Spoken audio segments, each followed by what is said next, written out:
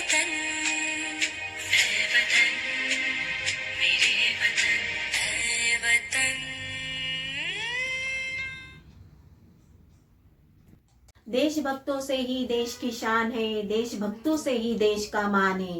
हम उस देश के फूल है यारों, जिस देश का नाम हिंदुस्तान है, जिस देश का नाम हिंदुस्तान है।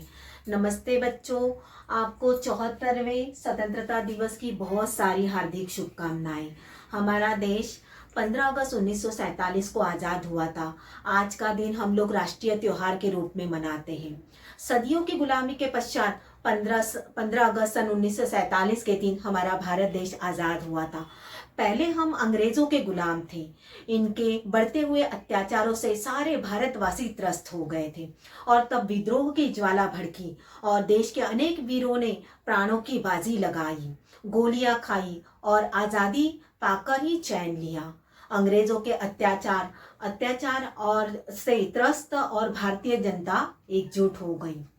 चंद्र बोस, भगत सिंह, चंद्रशेखर आजाद ने क्रांति की आग फैलाई और अपने प्राणों की आहुति दी। तत्पश्चात सरदार वल्लभ भाई पटेल, गांधी जी, नेहरू जी ने सत्य, अहिंसा और बिना हथियारों की लड़ाई लड़ी थी।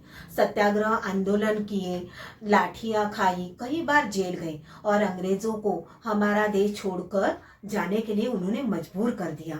इस तरह से 15 अगस्त 1947 के दिन हमारे इस स्वर्णिम दिन आ गया और हम स्वतंत्र हो गए, हम आज़ाद हो गए। यह दिन था 15 अगस्त 1947। 15 अगस्त 1947 से आज तक हम बड़े उत्साह से, प्रसन्नता के साथ हमारा ये दिवस जो है विद्यालय, सरकारी कार्यालय, राष्ट्रीय ध्वज फहराया जाता है, राष्ट्रगीत गाया जाता है और इन सभी महापुरुषों को, शहीदों को श्रद्धांजलि दी जाती है जिन्होंने स्वतंत्रता हेतु प्रयास किया था। हमारे लिए स्वतंत्रता दिवस का बड़ा महत्व है बच्चों। हमें अच्छे कार्य करने चाहिए, देश को आगे बढ़ाना चाहिए। इसलिए हमें क्या नहीं करना चाहिए? घूसखोरी चल रही है हमारे आसपास, हम देखते हैं घूसखोरी, जमाखोरी, कालाबाजारी को देश से पूरी तरह से समाप्त कर देना चाहिए।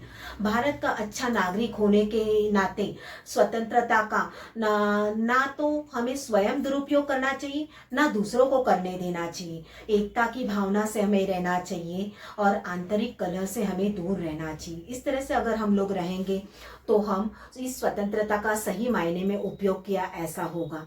इस तरह से अभी आप लोगों को सबको मालूम है बच्चों, बहुत सारी कोरोना की महामारी हमारे यहाँ चल रही। इस कोरोना की महामारी से बचने के लिए भी हम लोगों को बहुत सारे सरकार ने नियम, कायदे, कानून बना कर दिए हैं, तो उन कायदे कानून का हम लोगों को उपयोग करना चाहिए। सोशल डिस्टेंसिंग रखना चाहिए, सैनिटाइजर का इस्तेमाल करना चाहिए, कहीं पे भी जमाव या एक साथ लोगों को इकट्ठा नहीं होना चाहिए। इन सारी चीज़ों का अगर हम लोग इस्तेमाल करेंगे तो हम लोग इन कोरोना महामारी से भी बच सकते हैं।